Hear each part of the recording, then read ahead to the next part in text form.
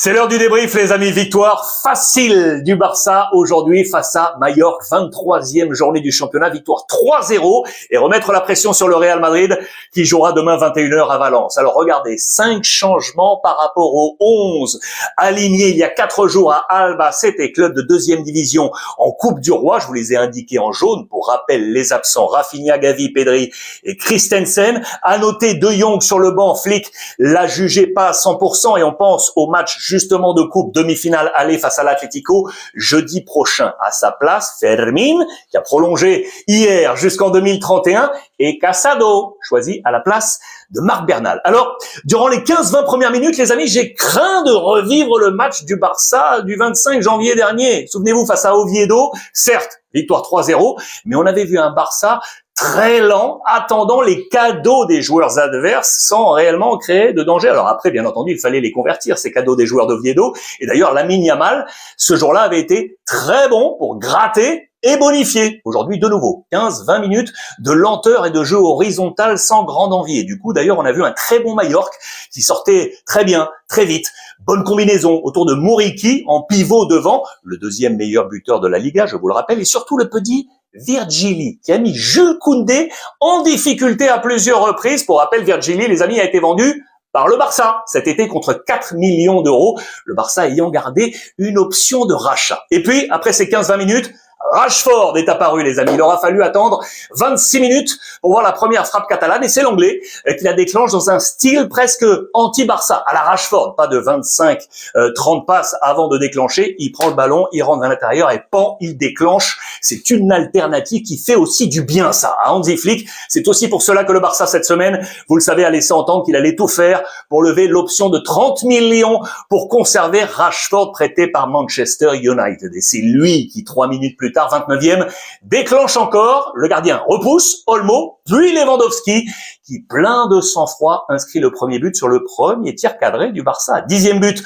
en Liga pour lui, 13e au total pour le capitaine. Aujourd'hui, en l'absence de Ter Stegen, parti à Girona, Pedri, Rafinha absent, et Araujo, De Jong, sur le banc. Rashford, pour moi, les amis, MVP de cette première période avec, juste avant le coup de sifflet final, le montant trouvé sur un très bon coup franc qui aurait dû d'ailleurs être bonifié dans la foulée par Koundé, mais surtout par Lamine Yamal.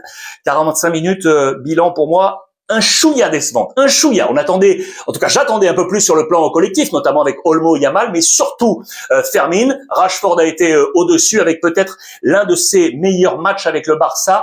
Je pense également à celui face à Newcastle.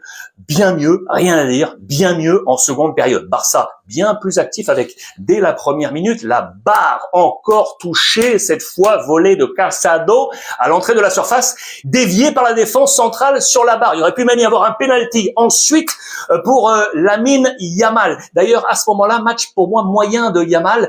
On ne peut pas lui demander tout le temps d'être à 100%, bien évidemment. Lui qui, depuis 3-4 semaines, est sans doute revenu à son top niveau. Et là, aujourd'hui, je le voyais comme... on dit en Espagne, no estuvo cómodo. Il n'était pas très à l'aise, pas fluide, avec d'ailleurs avec le choix de ses coéquipiers, mais surtout avec lui-même. Mais Yamal reste Yamal, les amis. Et boum, à la 63e, il a lâché une frappe des 20 mètres plein axe pour le 2-0. 15e but au total pour lui. C'était devant sa grand-mère qui était là, avec son papa et son petit frère. Célébration plus mesurée qu'à d'habitude. Sachez d'ailleurs que Yamal a choisi de calmer un peu son exubérance, ses sorties, de réduire sa communication. Vous verrez qu'il a nettoyé son compte Instagram, par exemple. Bref, le Barça en seconde période a clairement passé la 3e et la 4e vitesse.